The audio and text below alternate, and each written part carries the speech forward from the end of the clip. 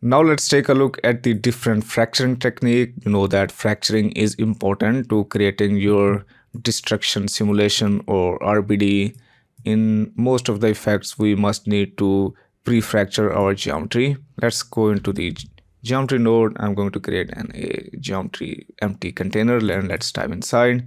Let's add a box in here, and I'm going to adjust its parameter of the size. Let's adjust its size and let's lower down its thickness, and also let's make our this box size a bit bigger. We have used the Voronoi fracture. You know that we can add the scatter node in here, and we can just connect the scatter to also add a Voronoi fracture, and that will fracture our geometry based on these points. Right now, here you can see we are scattering our geometry onto the surface. Right now we are creating this box, but let's say if we have a different kind of geometry, I'm going to add a sphere in here. This time I'm going to add a polygonal sphere because we want to fracture our geometry and we must have some geometry in here. And I'm going to make its radius uniform scale a bit bigger. Let's use the scatter node. And right now, here you can see we are scattering the points onto our surface of geometry. And now if I were to connect this in here, that is our geometry I want to fracture, and these are the scatter points.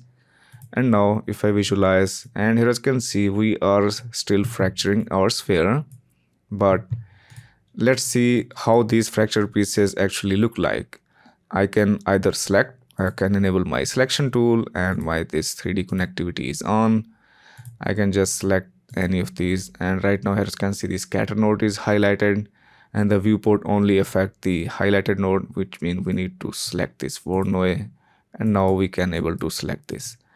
And in here I'm going to just select this piece, and now I'm going to just move this. And here you can see that is how our fracture looks like.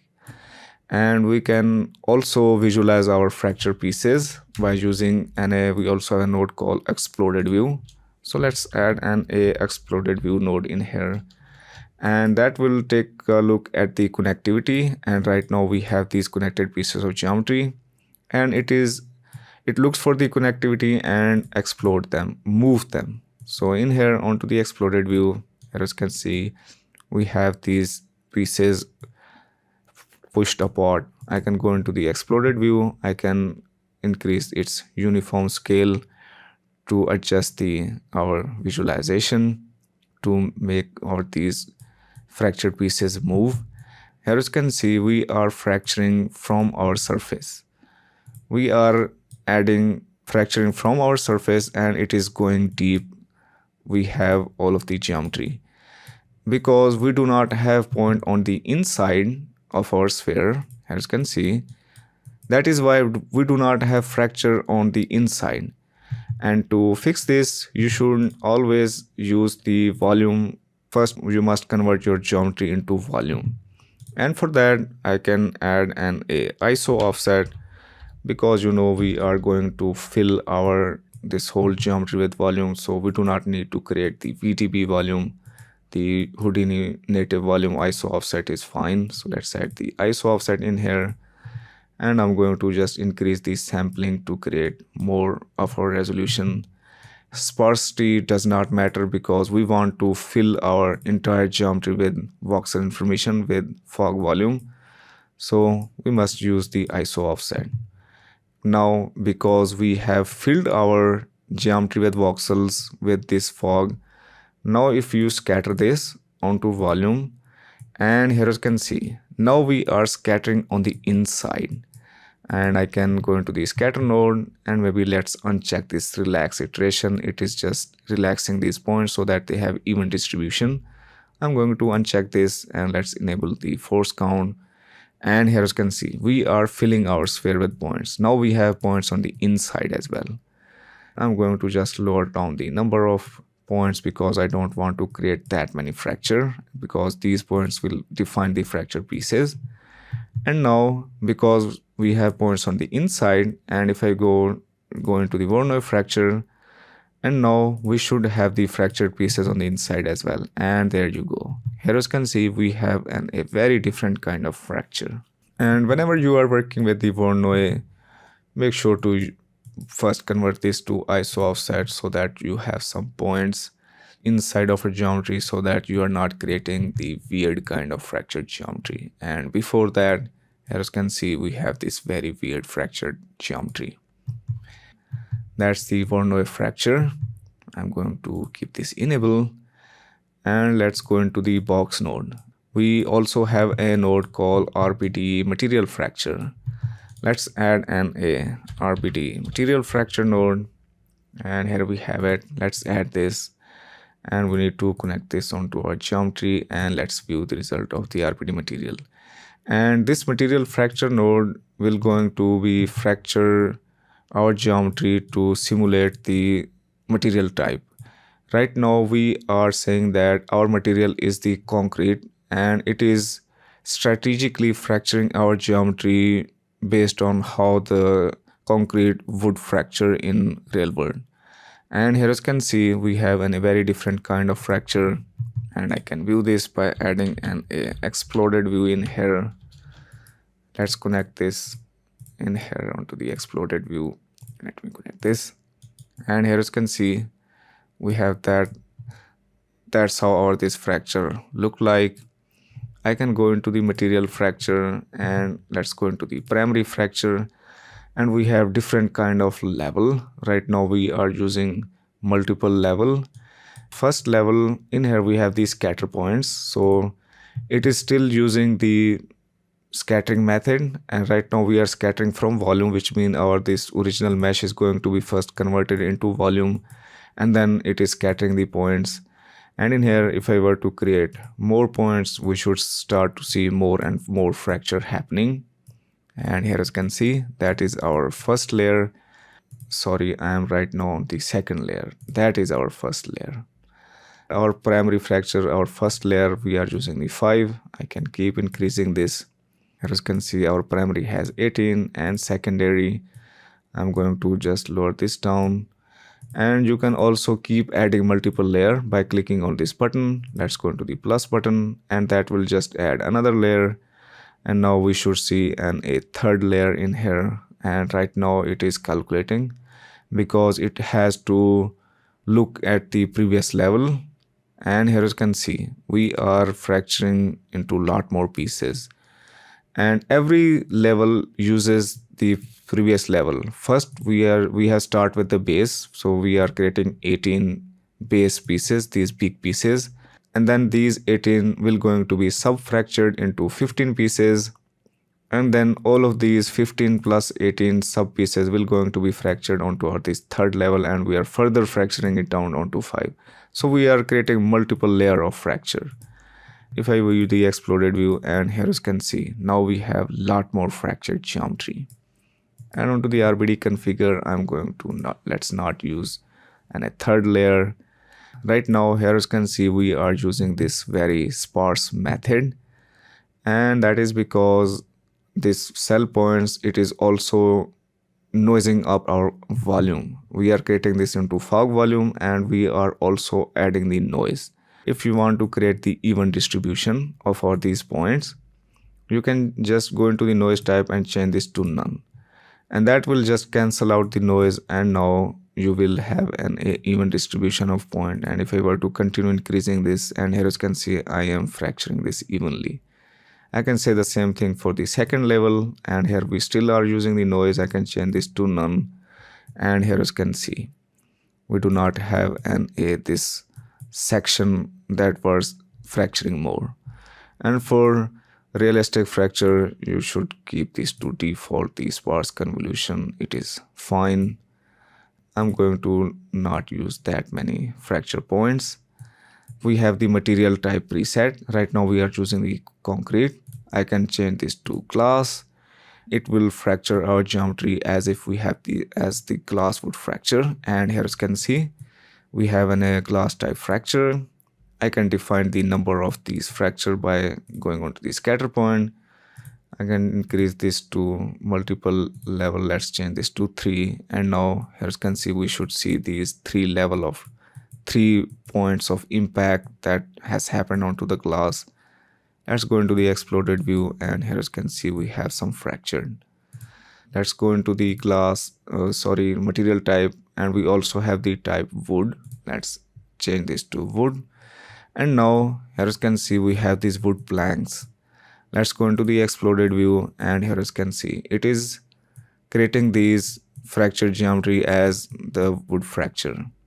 I can go into the grain, and in here I can play around with the grain spacing. If I were to lower down the grain spacing, I'm effectively creating more of these pieces. Let's go into the cut tab, can define the angle, skew angle. Let's play around with it, and we have all of these parameter. Let's change this to concrete again, and right now here as you can see we do not have the detail on the inside. If I go into the exploded view, and let's increase the scale, and here as you can see we have these uniform straight cuts. We can also add the noise detail on the inside. So let's go into the RBD material fracture, and onto the primary fracture. We know that we can define the primary and secondary. And the next step is the chipping. You can enable the chipping. What that will do, it will fracture your corner. And here you can see at the corner we do not have a fracture chips. So if I were to enable the chipping, and here you will see that here you see our corner has been fractured into these smaller chips. And I can increase this chipping by increasing the chipping ratio, and I can create more of these chips, and that will also create a more realistic looking fracture. And here you can see, because we are adding a lot more smaller pieces and bigger pieces, and I'm going to just disable this, and let's go into this tab detail, and here we have the detail, and that's what adds the detail on the inside. And right now here as you can see we are using these straight cuts. I can say enable the edge detail, and what that will do, and here you can see it is now distorting the shape. And by distorting we should have the noise detail on the inside as well. If I go into the exploded view, and here as you can see we have some noise up information on the inside, and I can increase the noise height, and that is basically the amplitude. It will just further distort these straight edges. If I were to increase the noise height, and here as you can see we are completely reshaping these straight lines. And now if I go into the exploded view again, and here as you can see now it is starting to look more like a concrete. I can define the element size, and that is basically the frequency of your noise. I can create high frequency noise by lowering down this element size, and that is the basic height. I can also enable the interior detail, and what that will do, it will just further add the noise on the inside. So if I were to enable the interior detail, and here as you can see the inside has been we have further deformation on the inside, and I can play around with the amplitude, and our inside geometry is going to be distorted even further. And that way we can very quickly add a lot more detail. I'm going to just lower down this noise amplitude, and now let's remove this exploded view.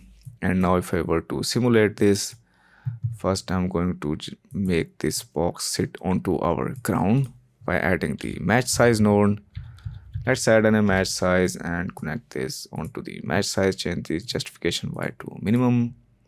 Now we are fracturing it, and now let's add a RBD configure node. And as you know, RBD configure will going to pack our geometry for us, and right now we do not have our packed geometry. We are working with our regular geometry.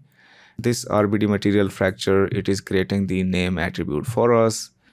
I can go in here, and in here we have this pieces prefix, and in here I can add my own prefix. Right now it's just adding the dash. Let's see, add the RBD configure, and that will pack our geometry. And I can go into the geometry spreadsheet, and let's take a look at the name attribute.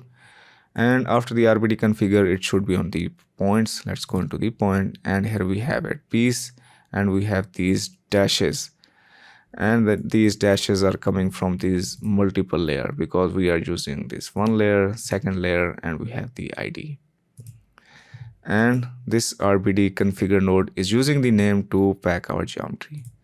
Now that we have our packed geometry, it is ready to be simulated. So let's add a RBD solver in here, RBD bullet solver.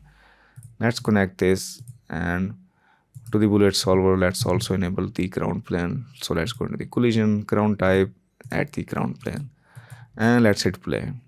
And here you can see, now we have our fracture that looks more realistic because we have a lot more detail. And same thing, I only just need to go into the RBD material fracture, and in here I can say that now I'm working with wood. Give me the wood fracture. I can change this to wood. And now if I were to simulate this bullet solver, here as you can see, we are simulating as if we have a piece of wood. And right now our this mesh is actually intersecting. So to actually fix this, I'm going to just transform this. So after we have fractured this, I'm going to add a transform node, and I'm going to just displace this, adjust the placement, press the enter to have the access to manipulator, and rotate this like so. And now because we have a angle, now we should see the falling effect. I need to untemplate this transform so that I do not have this weird visualization. And here as you can see, our this geometry is falling. Let's go into the material fracture. We are using the wood. Let's change this to glass again because we want to simulate the glass, and let's hit play. And here as you can see, right now our box or this glass is too thick, so maybe let's lower down its thickness because glass is not that thick. It will be a thin piece of glass. I think that thickness is fine. Let's go into the bullet solver again, and let's hit play. And there you go. Now we have our piece of glass. Let me enable the real-time playback. And that is the different material fracturing technique, and you should always make your pre-fracture geometry as realistic as possible because these are the pieces that will actually going to be simulated. That's how you can fracture your geometry.